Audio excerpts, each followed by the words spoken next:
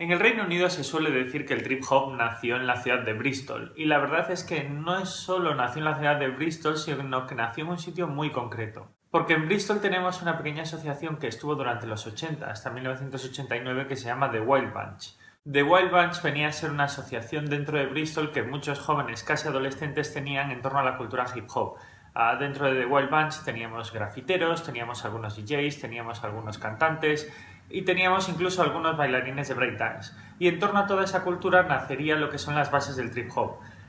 Y no solo en la ciudad de Bristol, sino que en ese grupo de amigos es donde se gestó todo. Porque en ese pequeño grupo de The Wild Bunch, que se acabó disolviendo prácticamente en 1989, eclosionó una serie de movimientos artísticos increíbles. Porque por un lado tenemos ahí a lo que fueron los 3 miembros fundadores de Massive Attack, pero también tenemos a Tricky, que de hecho era un miembro extraño de Massive Attack también. Dentro de ahí teníamos también a Neely Hopper. Para el que no lo conozcáis, Neely Hopper fue más adelante en Londres productor de gente como Madonna, como U2, como Garbage, pero sobre todo fue uno de los grandes productores de la época dorada de Björk, que la introdujo en todas esas influencias tan potentes del trip hop.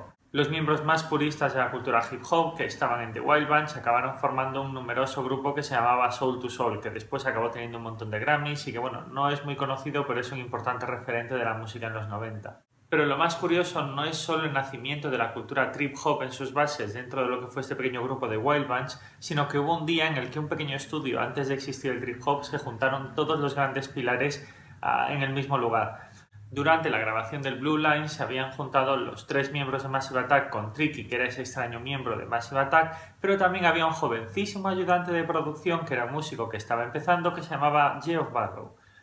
Geoff Barrow quedó tan alucinado con el sonido que se estaba gestando en ese estudio que fundó Portishead un poco más adelante. Entonces justo tenemos en ese estudio de grabación como los 3 grandes pilares del trip hop, que por un lado es Massive Attack, por el otro lado es Tricky y por el otro lado es Portishead.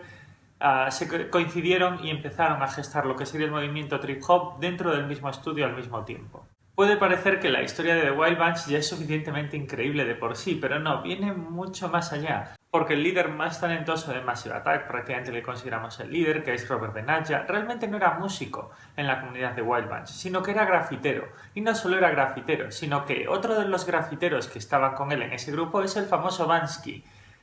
Banksy, posiblemente el grafitero más importante de la historia, después de Keith Haring y de Basquiat, era uno de los miembros que durante los 80 formaba The Wild Bunch. Entonces tenemos ahí ese pequeño grupo de gente casi adolescente en Bristol, que en la segunda mitad de los años 80 gestó uno de los pilares más importantes de la cultura de los 90, pero sobre todo que sentó bases de influencias de la música que aún seguimos teniendo hoy en día. Pensad que al final, gracias a este movimiento, tenemos a Neely Hopper, que es el que introduciría a Björk en los sonidos del trip hop, que luego introduciría sonidos electrónicos dentro de U2, e incluso trabajaría dentro de la producción más electrónica de Madonna a finales de los 90. Entonces, realmente el trip hop no solo viene de esa cultura de Massive Attack y de Tricky o de Portishead, sino que realmente viene todo un enraizamiento que se basa en toda la música que tenemos durante el final de los 90, durante el 2000 y casi que tenemos hoy en día. Recordemos que hoy no tendríamos grupos como DXX, sino que fue el trip hop dentro de los primeros de los 90.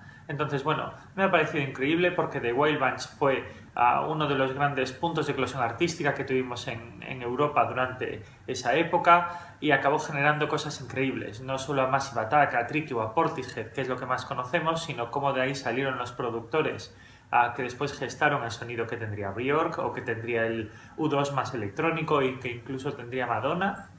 Pero también tenemos al increíble Banksy, el grafitero más importante que tenemos hoy en día y un símbolo generacional para todos, que salía también de ahí de Wild Bunch. Entonces me parece una historia increíble y ya sabéis, dadle a like para el vídeo si os ha gustado, suscribiros para esos temas de música porque hablamos regularmente. Hablamos de coleccionismo y hablamos de estas grandes historias de la música que a todos nos encantan. Así que venga, ¡chao!